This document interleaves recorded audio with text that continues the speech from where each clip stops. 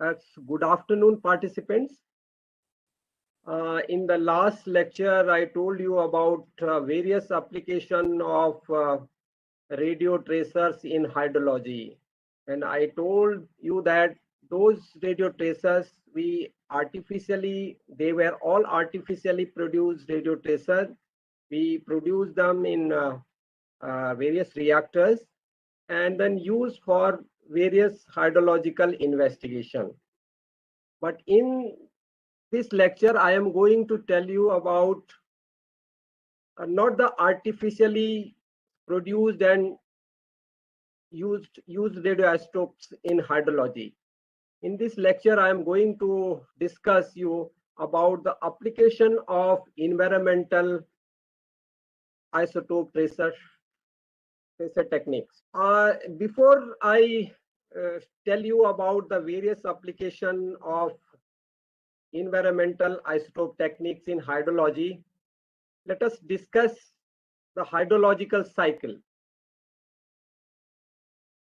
So you can see that on this slide, there are various components of a hydrological cycle. You can see here, it is a seawater. And then you can see that the seawater gets evaporated. And these water vapors, they travel upwards in the atmosphere and they form the clouds. These clouds again travel in the upper atmosphere and they precipitate in the form of either rain or in the form of snow. Now this rainwater, it will again meet the river water, and this river again, the river water may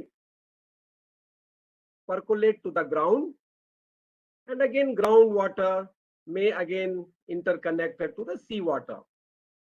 In the same way, in the snow may melt. Again, this will meet the rivers, and again this water may percolate to the ground into the ground.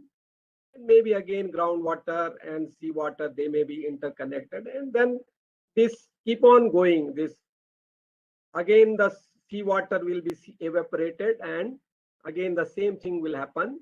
This cloud will form and then rain, and this will keep on going. So this is generally known as the hydrological cycle. So here the important thing to note is that these different components of the hydrological cycle, they have the different isotopic signature. Means the water, all these are the water vapors. Here the water will have, seawater will have the different isotopic signature. Then evaporated water vapor will have different isotopic signature. Rain will have different isotopic signature. Snow will have different isotopic signature. There's a river water will have different isotopic signature, and groundwater will have the isotopic signature. So all these components, they have the different isotopic signature. Means the ratio of isotopes of hydrogen and oxygen. You know that water is a water molecule is made of hydrogen and oxygen. So these different components will have the different isotopic signature, and this different isotopic signature are exploited as a tracer. This variation in the isotopic signature is used as a. Now again, you can see this is another simplified figure of the hydrological cycle. You can see here it is a ocean water here. Ocean water is getting evaporated. Then this is these vapors are converted into clouds. Then clouds move in the atmosphere and they form the rain, and the rainwater comes down, and it flows in rivers, and then again this river water will meet again the sea water, and this will keep on going. In this lecture, I am going to discuss about the use of this environmental isotope tracer techniques in hydrology. Why I am calling them as environmental isotopes? Because they are produced in the environment. They exist in the environment. In the last lecture, I told you about the radioactive tracer techniques like bromine 82, iodine 131, gold 192 for various applications. They were all artificially produced and injected in the hydrological system, and their movement was studied for various applications. But in this lecture, we are not going to inject any radioactive isotope into the atmosphere. Whatever the isotopes they are present in the atmosphere, they only use as a tracer. Now, environmental isotope techniques are broadly there are two types of environmental isotopes. One is the stable isotopes. They are the stable isotopes, and the ratio of these isotopes, for example, oxygen has 5 different isotopes: oxygen 15, oxygen 16, oxygen 17, 18, 19. Similarly, the hydrogen has 3 isotopes. One is the hydrogen 1, hydrogen 2, which is also called the deuterium, and the tritium, hydrogen 3. Out of these 3 isotopes of the hydrogen, 2 are the stable isotopes. Hydrogen 1 and hydrogen 2 are stable isotopes, and this hydrogen 3, which is called also called a tritium, is a radioactive. But it is cosmogenetically produced. It is produced in the atmosphere. We are not just producing it artificially and injecting in the atmosphere. It is produced due to the reactions in the upper atmosphere. Similarly, carbon also has 3 isotopes like carbon 12, carbon 13, and carbon 14. And out of these 3, carbon 14 is the again radioactive, and it is cosmogenetically produced in the atmosphere. So if you see the water molecule, a water molecule may be consisting of hydrogen 1, or maybe consisting of hydrogen 2, and in some cases hydrogen 3 also. In the same way, the molecule of water may be consisting of a combination of hydrogen 1 or oxygen 15, or hydrogen 1 or oxygen 16, or maybe deuterium and oxygen 16 or oxygen 15. So various combination exists here. So that is why there will be a various in the hydrological cycle. The ratio of these isotopes will vary. So these isotope tracer techniques, we measure the isotopic ratios. In case of water, we measure the isotopic ratio of oxygen 18 by oxygen 16. Why this ratio is used? Because it is the natural abundance ratio of their natural abundance is significantly high. So we use these values, and there is a significant difference in their masses. So that is why we have generally oxygen 18 by oxygen 16 are a ratio of oxygen 18 by oxygen 16 is measured. In case of hydrogen, it has only 2 stable isotopes. So the ratio of hydrogen 2 by the ratio of hydrogen 1 is measured, and this ratio is used as a tracer. Also, there are some species like carbon 13, nitrogen 15, silicon this sulfur 34, boron 11, chlorine 36, they gets dissolved in the water, and their isotopic natures are also used as an indicator for source of the contamination. So they also are used as a tracer for identifying the source of contamination.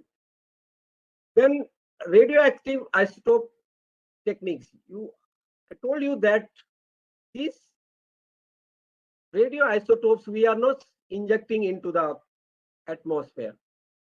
They are already produced in the atmosphere, naturally present in the atmosphere, and they are all cosmogenetically produced, and they are also used for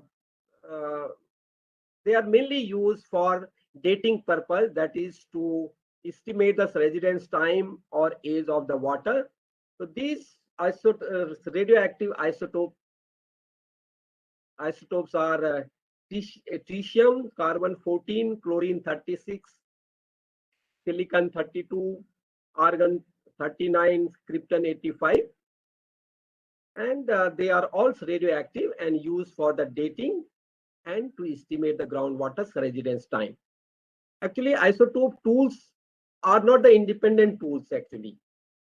Along with the isotope tools, the geology, the geochemical data is also very important. When we analyze any hydrological data, along with the isotopic data, geophysical, geochemical and geochemical information is also required for interpretation of the results in hydrological investigations. And now the methodology is like this. The stable isotope ratios are expressed as parts per thousand per mil, we say. And they are expressed in the form of a delta. So here you can see that the delta is defined as R of the sample minus R of the standard divided by R of the standard multiplied by 1000. Here R is nothing but R is the ratio of two isotopes. In case of the in case of the water, this ratio will be either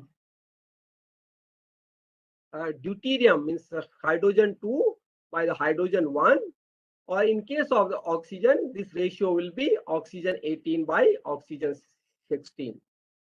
And they are measured with respect to a standard. And the standard which we are generally in all the hydrogeological investigation is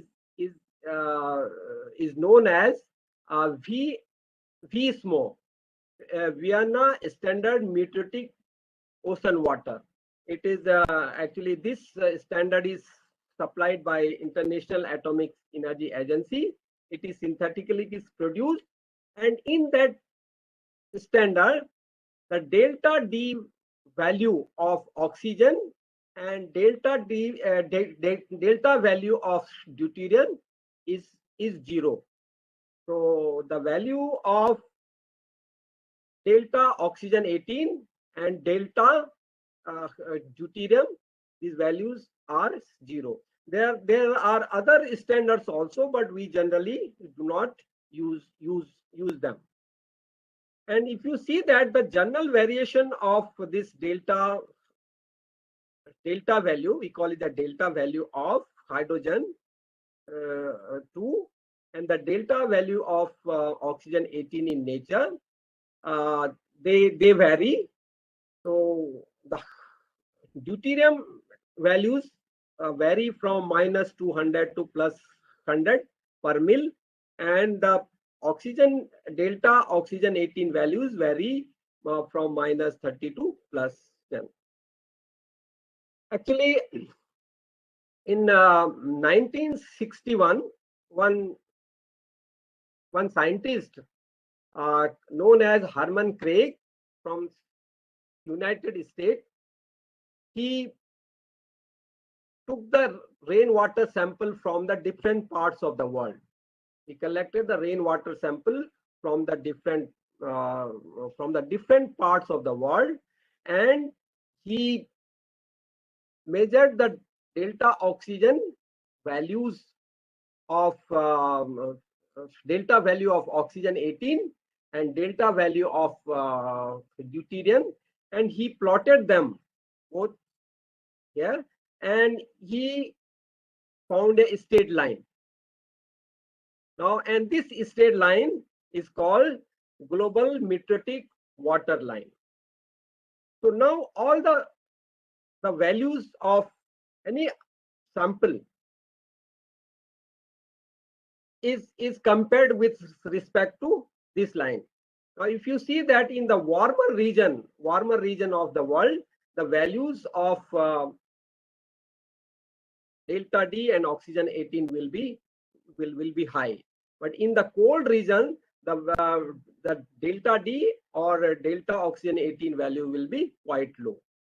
So let us say if there is a rainwater sample, that rainwater sample will fall on this red line, which is called global meteoritic water line. And any variation in the isotopic ratio is measured in the sample will deviate from this line.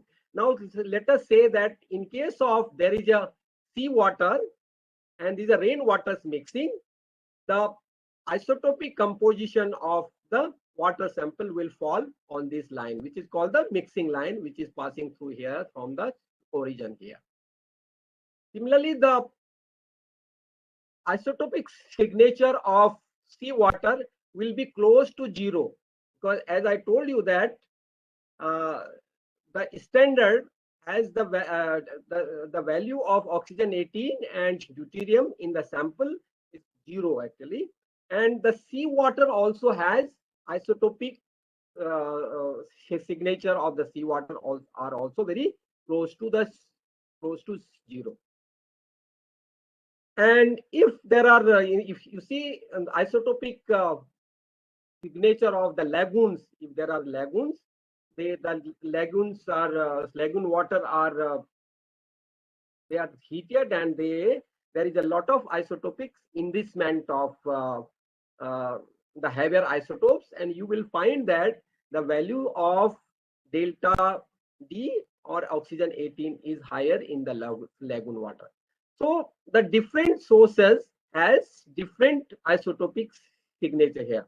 Here in case here, if you see here, it is a rainwater here, and if the rainwater is getting the oxygen of the rainwater is getting exchanged with the geothermal water, the signature will be different. So geothermal waters will have a different signature, and they will fall in this region.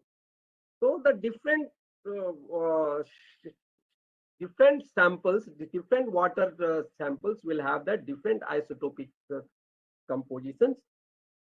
Now, let us see, this is the basic methodology used in the hydrological investigation. Now, there is one very important thing. Why there is a change in this isotopic composition of the water samples? Because there is change because of the isotopic fractionation. Because of this isotopic fractionation, there is a change in isotopic composition of the water sample.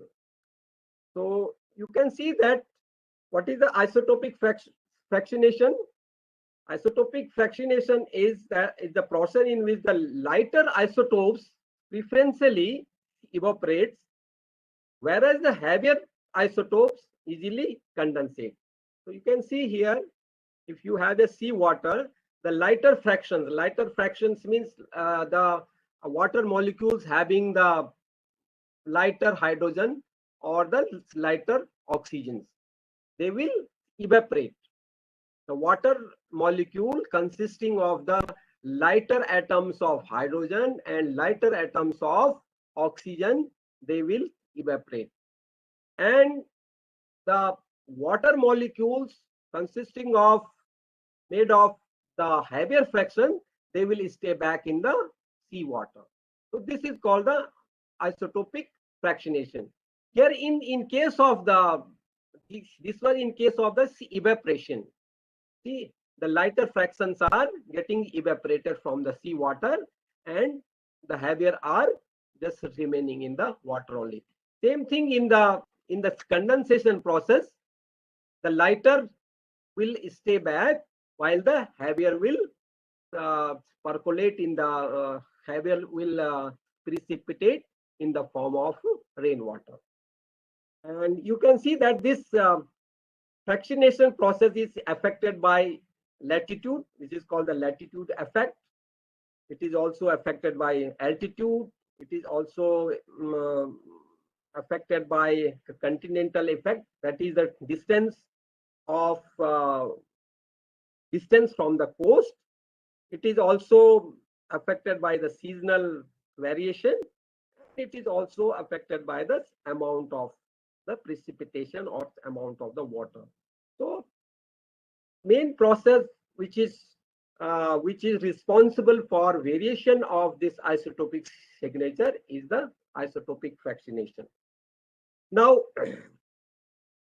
these are the basic instruments which we use for measurement of various isotopic various hydrological investigation.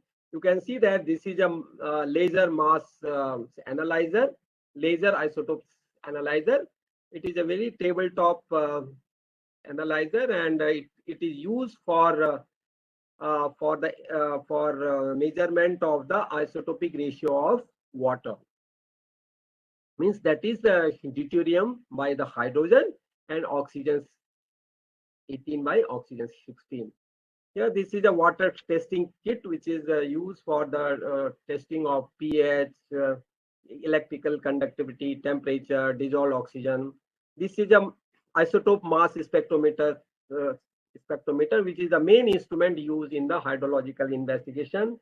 Here, this is a ion chromatograph, and you can see here a radon monitor used for monitoring the radon. This is the liquid scintillation counter, which is used for the measurement of tritium and carbon-14. This is a delay counter, coincidence counter used for the measurement of radon-223 and radon-224 in water sample. And here is a alpha spectrometer. So these are the some of the main instruments which are used in the measurement of isotopes or in the in hydrological investigation.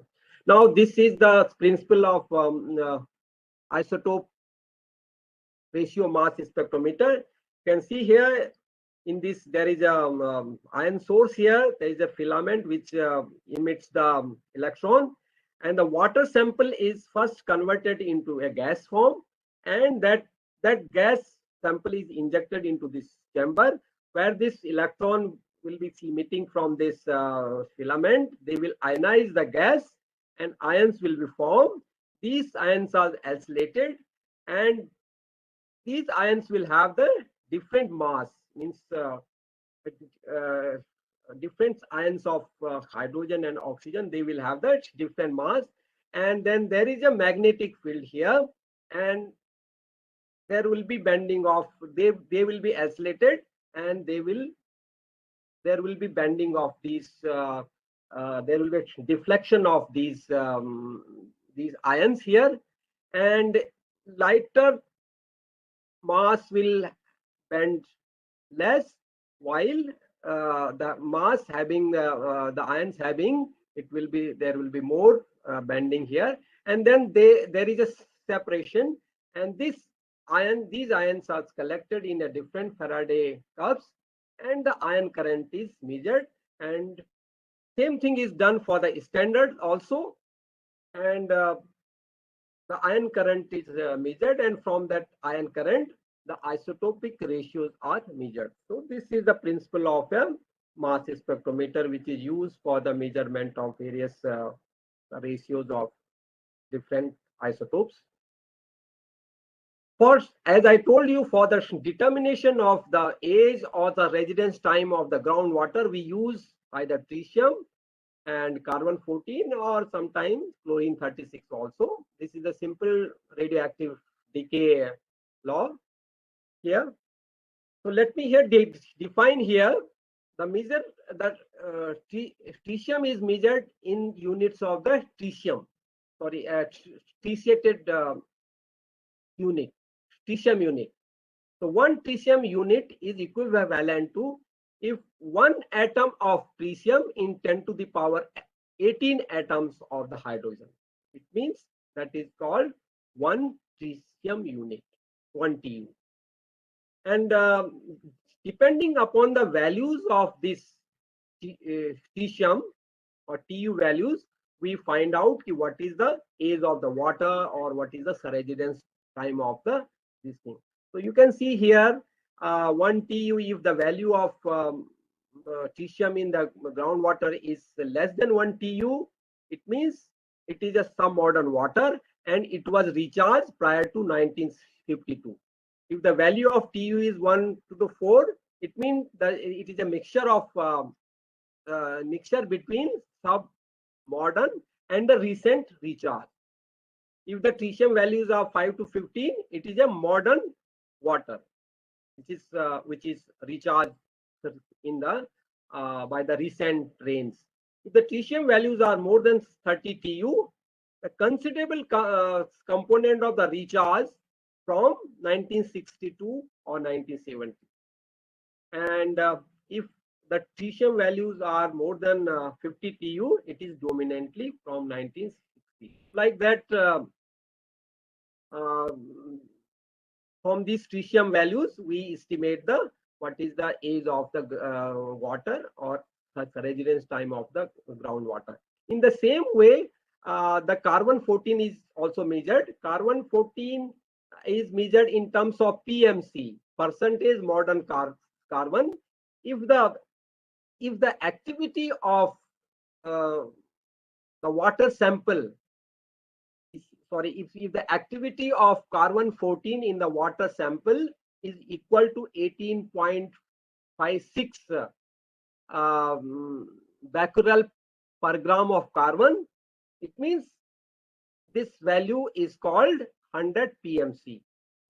It's called a 100 PMC. If the values of the carbon in value of the tritium in the groundwater is 18.56 becquerel per gram, then it is called the 100 PMC. And if it is a 100 PMC, it means the water is 300 years old. If it is a 50 PMC, then it is a 20,000 old. If it is a 1 PMC, then it is a 40,000 years old.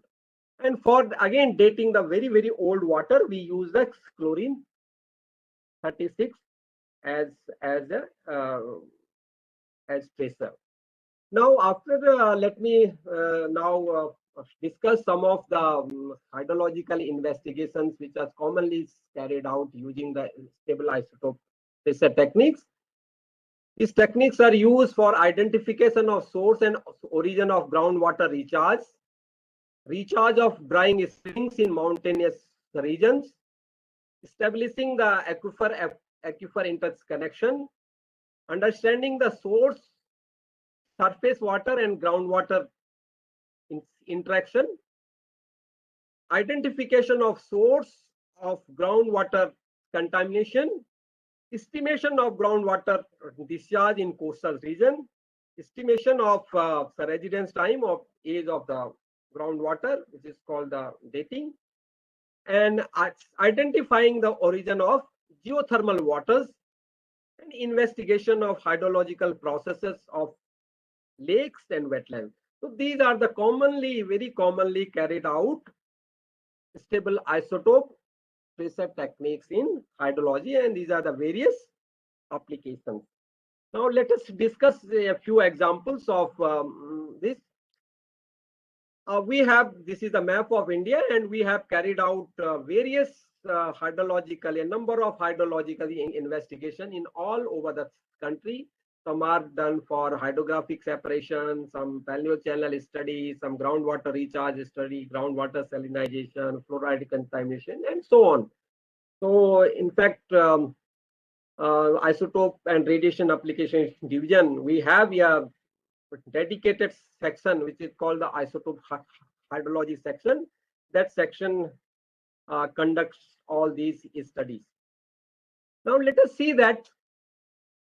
You see that now let us discuss one example of recharging of drying springs in mountainous regions. You know that in the springs are the main source of drinking water in the mountainous regions like Uttarakhand, Himachal, and Ladakh. And during the winter, there is sufficient discharge in these springs. But during the summer, the discharge is reduced, or in some cases, some of these springs they get completely dry and there is no water, and the local population faces a lot of hardship of the drinking water. So if these springs are recharged properly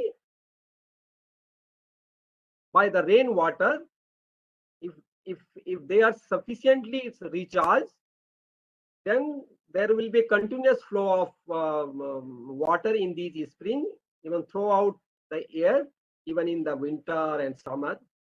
So we have done a lot of recharge study in the mountainous regions, particularly in Uttarakhand, and this all work was done in collaboration with the NGO called HASCO in Dehradun. And here we investigated that what is the source of these springs. First of all, it is very important to find out what is the source of these springs, from where they originate, and then whether these springs can be sustained to provide the continuous drinking water, and then how to augment the artificial recharge of these springs so that there is a sufficient discharge of water in these springs. So here the methodology is the same, as I have already discussed the methodology in detail. The water samples are collected. Rainwater during the rainy season, rainwater samples are collected from the different altitude, and the spring water is also collected. And then their isotopic ratios are measured, and from the comparison of their isotopic ratios, one can find out what is the recharge area, from which area the rainwater is percolating to the ground, and ultimately it is recharging these springs. So based on the isotope studies, the location of the recharge locations were identified, and as those identified locations, recharge structures were made, and these recharge structures help to the groundwater. These artificially constructed structures were used for recharging of these springs. And you can see here, these are the artificially constructed recharge structure here. You can see that these are the contour trenches used for storing the water, and that water will percolate to the ground, and then ultimately it will recharge the springs. Again, here these are the check dam. These are some surface dikes sort of structure. These are some contour trenches. These are some percolation tanks. So at different locations, depending upon the topography, these structures were constructed, And during the rainy season, this water accumulates in these structures, and that water continuously recharges the groundwater, and ultimately that groundwater will recharge the springs. And because of this, there will be continuous supply of water in these springs. And we have carried out about uh, 84 springs, drying springs in Uttarakhand were rejuvenated using this isotope, stable isotope techniques. And you can see here, there is a very low discharge of water here in this spring. And after we identify the recharge location, and then there was a sufficient after the rain, there this spring got recharged, and there was a increase in the discharge rate of this springs by manifold. Another recharge study we have carried out in Srikakulam district of Andhra Pradesh. These investigation were carried out to estimate the efficacy of 13 different tanks or the ponds in Srikakulam district, and this work was carried out as a part of the Jal Shakti Abhiyan initiated by the Ministry of Jal Shakti. In these investigations, we found that the groundwater is modern, and this we estimated from after measuring the value of the tritium in the groundwater. And three major sources of groundwater were identified. They were deep groundwater, shallow groundwater, and tank groundwater. It means the groundwater consists of three different components: deep groundwater, shallow groundwater, and tank recharge. And the efficacy of the tank recharge was estimated to be 10 to 70% in some locations, because that was a very big area. The studies were carried out over a large area, and in some location there was a poor efficacy. Means these tanks, you can see that these tanks, they were not recharging. The recharge was very less, and in some location the recharge was significantly high. And the tank water's contribution to the local groundwater is confined to the very short distances. Means water which is recharging the groundwater, it is only confined to the top areas of the ground. So it was not the deep groundwater was not getting recharged. Based on the investigation, our hydrological investigation, these tanks contributing to maximum recharge to the groundwater were identified for desiltation. You can see here where the recharge efficacy was very significantly higher. At those locations, the ponds were desilted, and at some location, some additional structures like this were also constructed so that these tanks can facilitate the groundwater recharge, because in this region this was very water scarce region. Another study which we did for the assessment of groundwater resources for sustainable management, and this study was done in Patan, Gujarat. Here again we wanted to know how the groundwater is getting recharged. Actually, then in this Patan area, this aquifer is a multi-aquifer system. It has three components: top aquifer, middle aquifer, and the deep bottom aquifer. And we demarcated these using the isotope study, and we found that about 150 meter up to 150 meter depth, it was the top aquifer, and this top aquifer receives only 3 to 20% of the water from the recharge. Receives the recharge from the rain was only means 3 to 20%, and the groundwater was about 50 years old. So from this, our isotopic study, the conclusion was that this source of water was sustainable. Means top aquifer was sustainable because it was getting recharge, continuous recharge from the rainwater. The middle aquifer, which starts from 150 meter to 250 meter, it was a middle, and from 250 to 600 meter was the deep aquifer. And these two aquifers were not sustainable because they were not getting any recharge from the rainwater. So the water in those aquifer was the old water. It was a paleo water which already existed in the groundwater, in the form of the groundwater. And this groundwater was about 35,000 years old.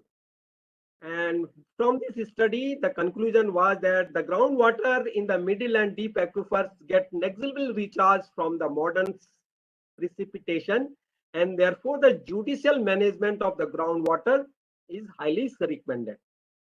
So that was the. Now let me discuss a few case study. The groundwater contamination is a major problem in India. There is groundwater gets contaminated because of the high salinity. In some region it is a nitrate contamination. In some region it is a fluoride contamination. In some region of India it is a arsenic contamination. And these isotope techniques, environmental isotope techniques, are very commonly used to identify the source of groundwater pollution. Now you see that, as I told you, that water sample will have the different isotopic signature, and based on those different isotopic signature, we can identify the source of.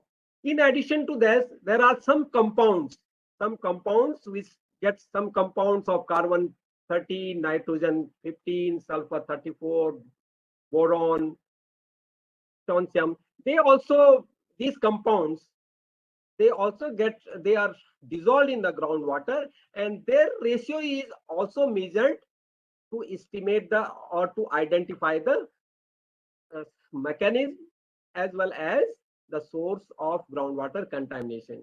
You can see here in this plot, you can see that here how the oxygen 18 of water, it varies with the electrical conductivity or the total TDS.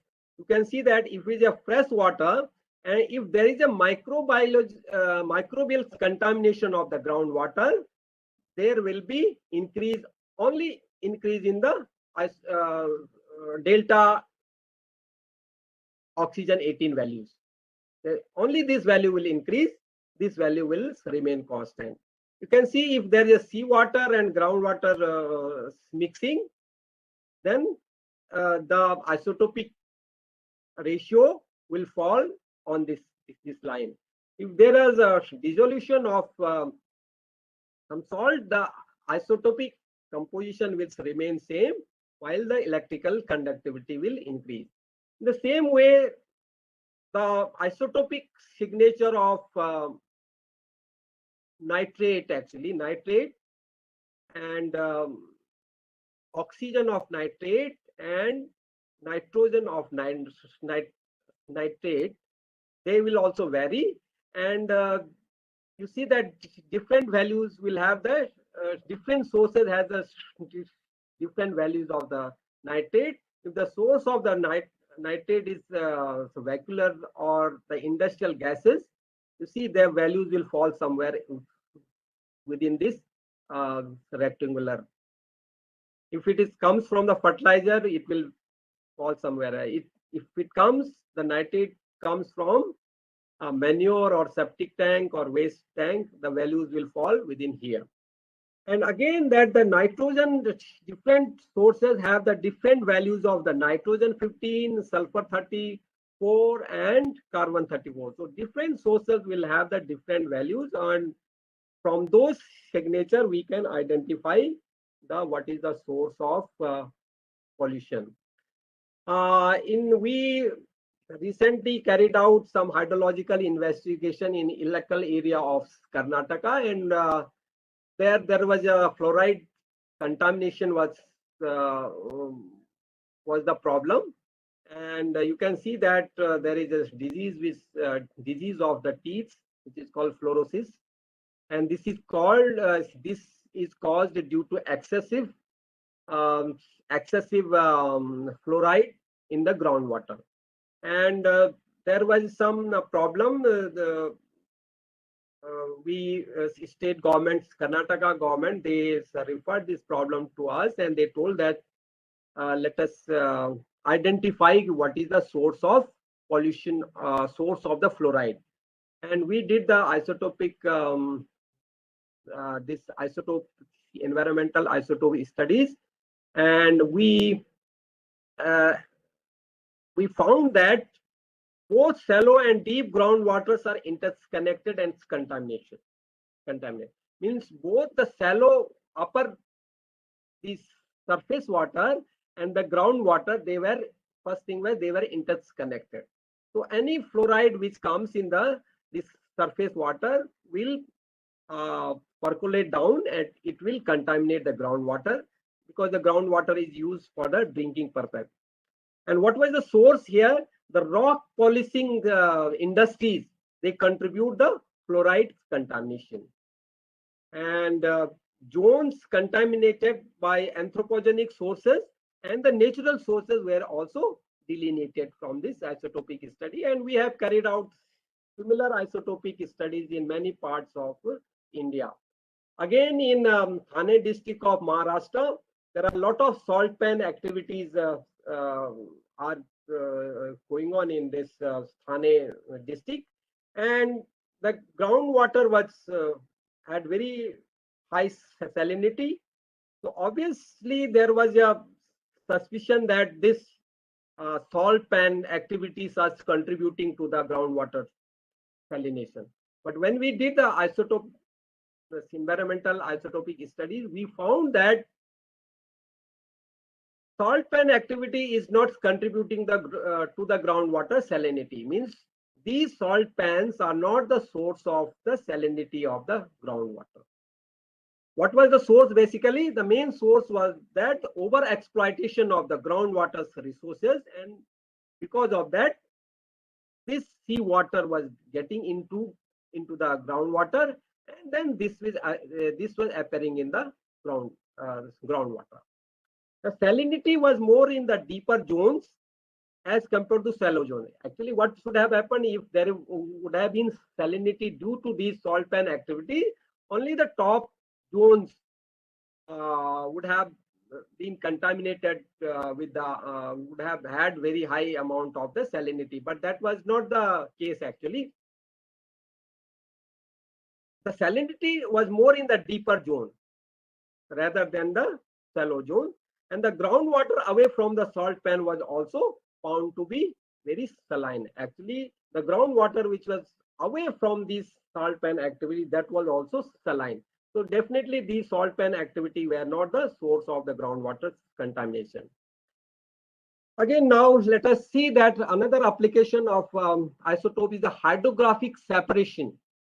Means that the water in a river, it may either come from the groundwater or it may also come after the snow is melt.